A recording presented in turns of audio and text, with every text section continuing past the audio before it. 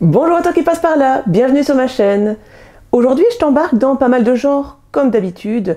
On va un petit peu passer par la fantaisie et puis par la jeunesse réécriture de mythes. On va un petit peu aller dans la poésie, puis dans le thriller. On va aller dans de la bande dessinée et puis dans un roman contemporain aux États-Unis. Voilà, j'espère que ce programme va te plaire, que tu vas y trouver des idées lecture, et puis trêve de blabla, c'est parti pour le premier livre que je vais te présenter, qui est Méduse.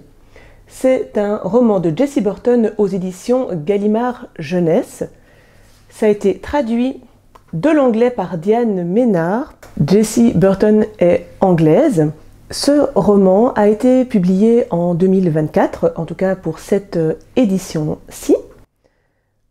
Au niveau de l'histoire, on va suivre Méduse et ses deux sœurs qui vivent esselées sur une île. On sait qu'elles ont été exilées, qu'elles ont fui quelque chose et qu'il s'est passé quelque chose de suffisamment dramatique pour qu'elles doivent partir et se couper de tout. Un jour que Méduse est seule sur son île parce que ses sœurs sont allées chercher à manger, un jeune garçon, un garçon, accoste. On apprend assez rapidement qu'il s'agit de Persée, ils ne se connaissent pas du tout. Ils vont se parler, mais Méduse reste à distance, elle se cache, elle ne se dévoile pas à Persée, et donc ils se parlent de manière cachée et distante. Au fur et à mesure, ils vont apprendre donc à se connaître, et on va un petit peu comprendre pourquoi Méduse ne se montre pas, et comment est-ce que leur relation va évoluer évidemment. Et est-ce qu'elle va pouvoir se montrer à Persée au grand jour ou pas? Voilà, c'est un petit peu l'objet du récit, de la narration et l'enjeu de Méduse. Donc je m'arrête là pour le résumé, même si je ne t'en dis pas beaucoup. Ça reste un ouvrage assez court et donc il ne faut pas que je te donne trop de détails parce que c'est plus sympathique de les découvrir. C'est donc une réécriture du mythe de Méduse qui met en évidence une jeune femme en quête d'elle-même. C'est un roman qui met en lumière l'acceptation de soi, le regard des autres, et c'est une version que j'ai trouvée très féministe de Méduse et réécriture qui fait beaucoup de bien. Donc, je lis moins de young adult, jeunesse. Ici, c'est un prêt, donc merci Isa, parce que j'ai vraiment beaucoup aimé cette lecture. J'ai trouvé qu'elle faisait beaucoup de bien, et puis j'ai trouvé que c'était bien écrit, et donc même si au départ la cible est plus jeune, franchement, pour les adultes, c'est également très agréable et très appréciable. Moi j'ai trouvé que ça se lisait tout seul, et le style est recherché, mais sans excès, donc ça nous procure un plaisir de lire, avec une belle plume. Il y a les actions qui s'enchaînent, des personnages qui sont bien campés aussi, j'aime à le dire, mais ici c'est le cas. En peu de mots, on a pas mal de choses, c'est très réussi, c'est très to the point, parce qu'on arrive vite à cerner les personnages et les enjeux. Il y a tout un passé aussi, donc on sait d'où ils viennent. Bref, c'est bien fait, c'est cohérent, et on aime évoluer dans cette histoire. Et pour terminer, j'ai adoré moi le parti pris de l'autrice et de sa réécriture du mythe. Après la lecture, je suis allée voir quel était le mythe originel, parce que c'est pas toujours évident de savoir sur quoi on se base, sur quoi on part. Et donc j'ai beaucoup aimé lire le mythe de Méduse après la lecture de celui-ci pour voir un petit peu les différences, et je trouve que c'était vraiment très bien trouvé et très bien choisi. Donc qu'on soit adulte ou qu'on soit un peu plus jeune, c'est une lecture qui est vraiment très riche, très intéressante et engagée. Je ne sais pas si toi aussi tu aimes les réécritures de contes, de mythes et légendes. Voilà, si tu en as d'autres à conseiller, n'hésite pas à me les mettre en commentaire. Je parlais du thriller, et le thriller que j'ai lu, c'est Délivre-nous du mal de Christelle Duchamp. On est aux éditions Archipoche. Celui-ci a été publié en 2022. Et donc, ce roman policier met en avant le commandant Thomas, qui est à la police judiciaire. Au niveau personnel, il est divorcé, Il s'inquiète pour sa fille parce qu'elle a changé de comportement, mais sa fille est assez jeune, hein, c'est une adolescente. Donc on a d'un côté son aspect, le côté personnel, et puis il est commandant de police, donc on a aussi l'aspect professionnel.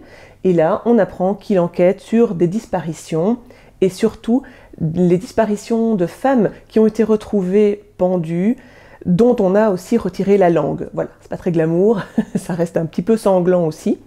Mais donc voilà pour l'histoire au niveau professionnel. Et un jour, en plus, ce commandant voit arriver une connaissance à lui qui lui explique que sa sœur a disparu.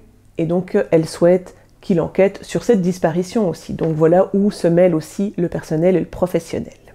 Voilà pour ce qui est de l'histoire, grosso modo. J'ai trouvé que Christelle Duchamp, à nouveau, maîtrise le suspense. J'avais déjà trouvé dans l'art du meurtre, mais ici aussi. C'est super haletant, c'est un suspense qui nous tient éveillés du début jusqu'à la fin. On est même sur le qui-vive tout au long de cette enquête. Je trouve que c'est vraiment bien fait. Pour le rythme, évidemment, tout s'enchaîne bien, mais pas trop vite non plus. J'ai trouvé qu'il y avait une belle cohérence par rapport à ça, parce que parfois l'enquête stagne, et donc on va ralentir un petit peu le rythme, et toujours de manière très fluide. On alterne avec des passages de la vie personnelle de Thomas, et puis évidemment l'enquête en elle-même.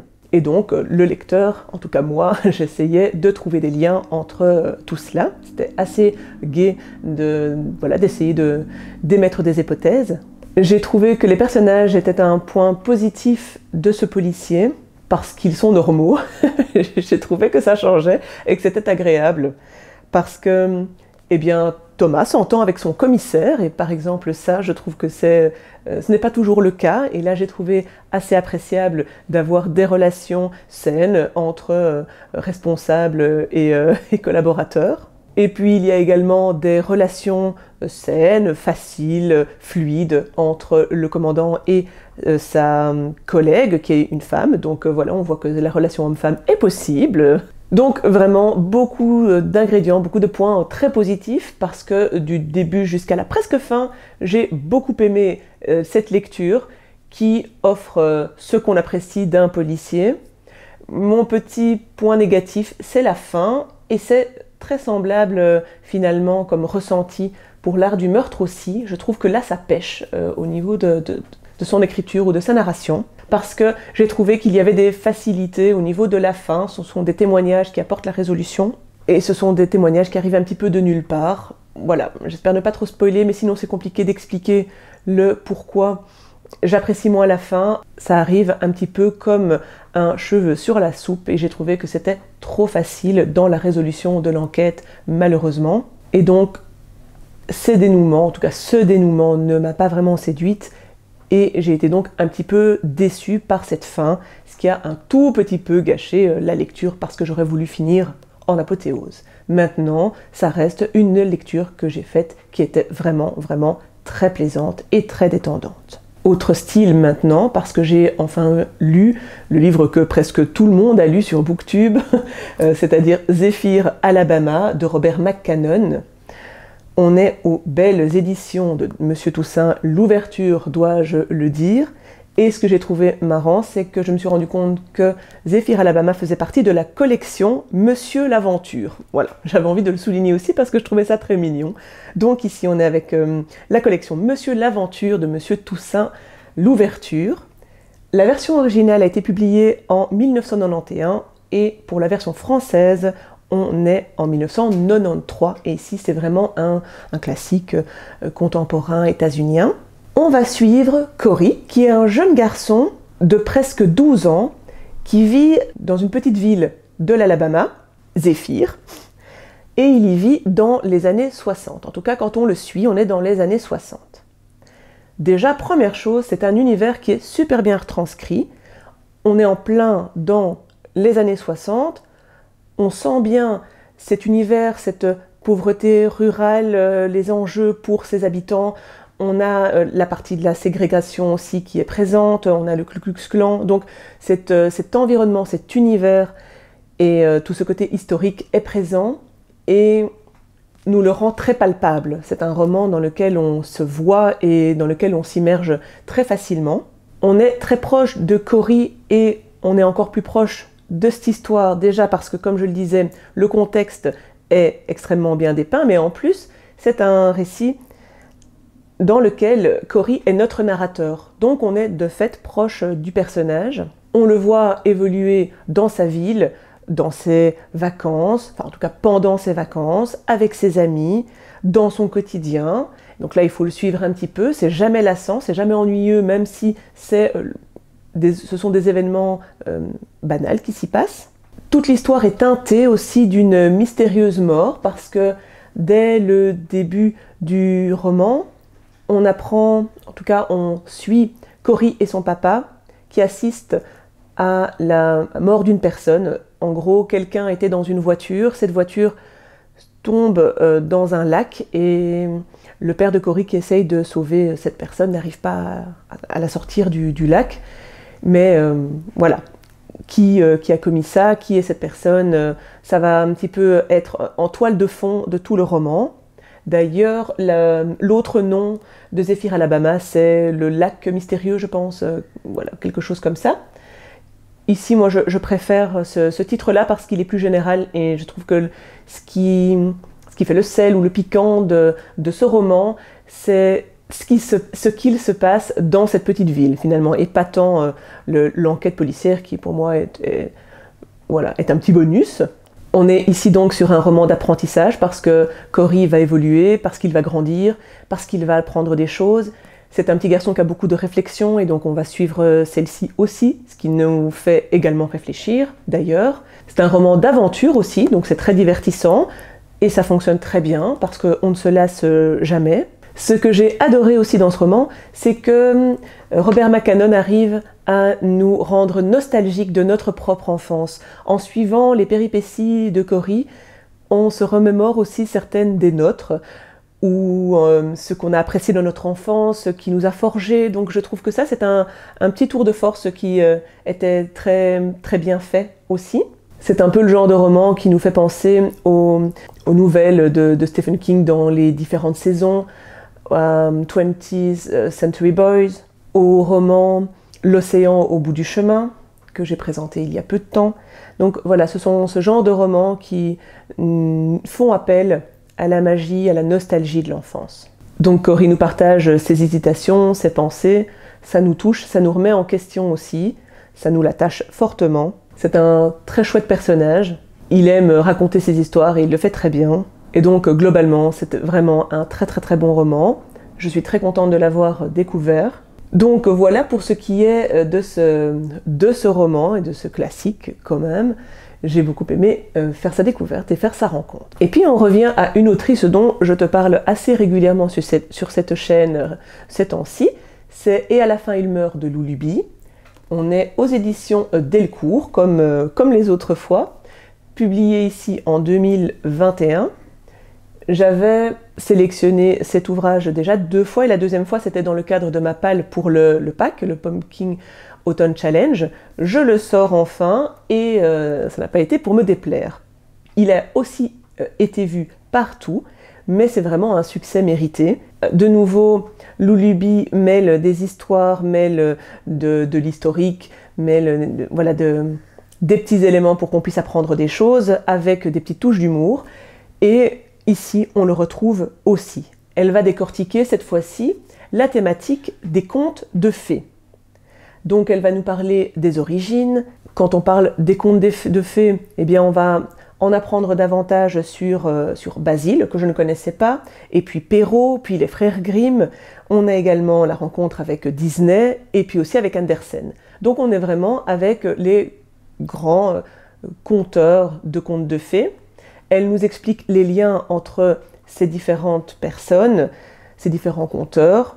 On sent évidemment qu'elle connaît son sujet, en tout cas on sait d'où elle le tient parce que ces documentations sont sourcées, donc tout est présent, on sait où aller retrouver les sources et les documents ou ouvrages référencés, ce que j'aime énormément parce que c'est très intelligent et c'est très transparent et ça nous permet d'approfondir un petit peu la lecture si on a envie de creuser l'un ou l'autre sujet. Elle aborde beaucoup de thèmes originaux si elle ne reste pas juste avec l'explication de ce que c'est qu'un conte de fées et son évolution. Il y a également des liens qui peuvent être faits entre des contes et la psychanalyse, une analyse des hommes et des femmes, de leur rôle dans les contes, l'apparition ou bien le lien, le rapport avec la religion. Donc voilà, pas mal de choses qui nous font découvrir et explorer les contes un peu différemment. Au niveau du graphisme, on est sur quelque chose de ce genre. Donc on reste dans ces coloris orange, mauve, un peu tout à fait comme sur la couverture.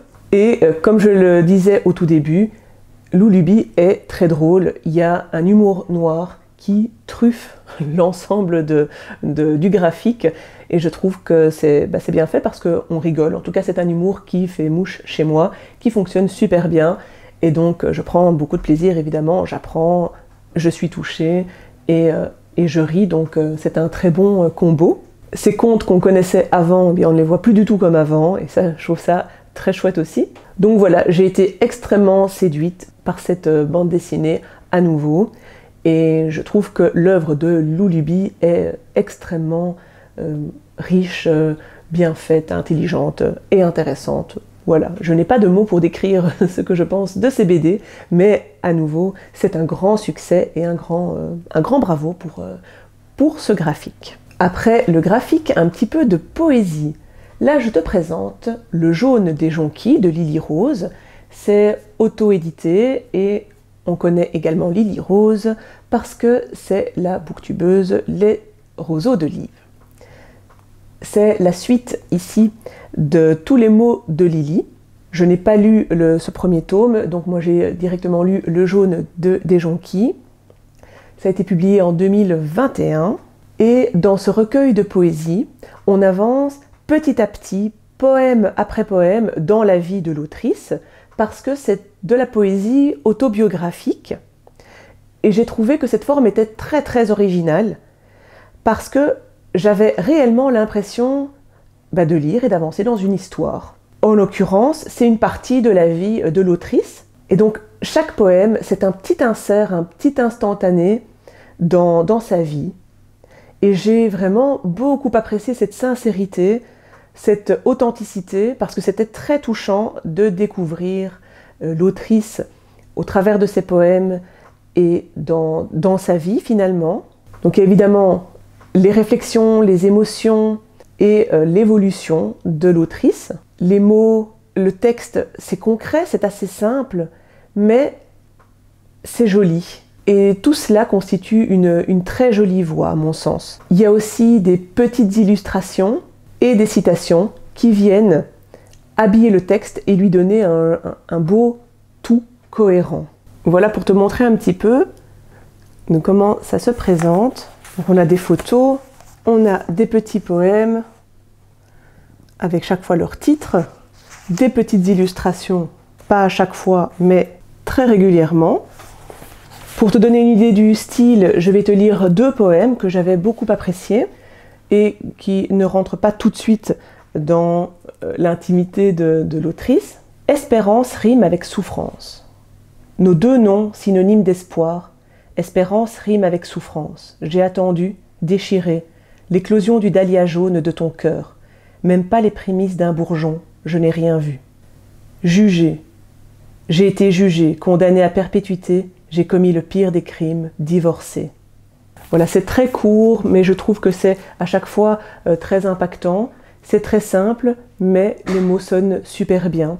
Moi, j'ai beaucoup aimé évoluer au travers de ce recueil et d'en apprendre plus. Et c'est vraiment l'ensemble que j'ai trouvé extrêmement bien fait et très touchant, tout plein d'une belle mise à nu de l'autrice. Donc, très bonne lecture pour ma part et excellente découverte aussi. Donc voilà, pour ce recueil de poésie que je te recommande. J'ai envie de terminer mon topo avec de la fantaisie. Donc je te présente Le bracelet de jade, écrit par Mu Ming, traduit du chinois par Gwenaël Gaffric. On est aux éditions Argile. C'est une nouvelle qui est issue de la collection Récif. Et cette collection met en avant des récits courts, à la croisée des genres, comme ils le disent, et écrit par des autrices. Ici, c'est une nouvelle qui va allier la science-fiction et en même temps la poésie et des réflexions un petit peu métaphysiques. On suit Shen et son papa. Un jour de marché, un homme va offrir un bracelet de jade à Shen, et c'est l'occasion alors pour Shen et son papa de se replonger dans des souvenirs, ainsi que dans un monde inconnu représenté sur son bracelet. Je n'en dis pas plus. C'est très spécial parce que cette nouvelle, que j'ai appréciée par ailleurs, il va être surtout question de la relation entre Shen et son papa. Il ne faut pas s'attendre à de grandes actions. C'est véritablement cette relation qui est mise sur le devant du récit. C'est une relation qui est très attachante, éducative et en même temps spirituelle entre ces deux-là, parce que beaucoup de discussions vont émerger et vont faire sens dans la vie, dans la tête de l'un ou l'autre. Tout le récit est teinté également d'un décor de nature, parce que le papa de Shen entretient le jardin familial, il cultive ce jardin, et c'est une occasion également pour être dans la méditation, pour se remémorer des souvenirs, pour être plus centré avec soi-même. Et donc, comme je le disais, il y a pas mal de conceptions métaphysiques, beaucoup de références aussi au folklore chinois. Ce que j'ai apprécié, c'est que dans la préface, si je ne m'abuse, on explique aussi un petit peu quels sont les éléments qui fondent le récit, c'est-à-dire le rapport avec le jardin dans le folklore chinois, la méditation, la contemplation. Donc il y a pas mal de petites clés parce que sinon c'est difficile d'accès et je suis sûre que je suis passée à côté de pas mal de choses parce que je ne connais pas ces références. Donc déjà heureusement que cette préface existe. Je tenais aussi à souligner un petit point parce que c'est une couverture qui a été illustrée par Anouk Faure, qui a également illustré la cité diaphane que j'avais beaucoup aimée, qui était très belle. Et donc ici aussi j'avais flashé sur la couverture et puis en lisant le livre, je me suis rendu compte que c'était elle l'illustratrice et donc voilà, j'avais aussi envie de le mentionner. Donc voilà, en résumé, c'est un très beau texte, un très beau court texte, pas toujours très compréhensible, je trouve, et facile d'accès, mais joliment écrit. On sent derrière les réflexions qui ont voulu être amenées. En tout cas, on a envie, pour ma part, j'ai eu envie de le relire. En tout cas, je me dis que clairement, c'est un texte que dans quelques années, je relirai pour essayer de voir un petit peu si d'autres éléments me sont plus accessibles, si je les comprends mieux avec une deuxième lecture. Mais j'ai vraiment beaucoup apprécié ce petit moment d'introspection et ce moment d'une petite profondeur abstraite qui ressort de ce roman. Voilà pour le topo du jour. J'espère que tu as trouvé des idées, comme d'habitude. Et puis, si tu as envie de partager, de mettre un petit commentaire, tu sais où ça se passe. Moi, je te souhaite de très belles découvertes livresques. Je te dis à très bientôt et que le plaisir de lire soit avec toi.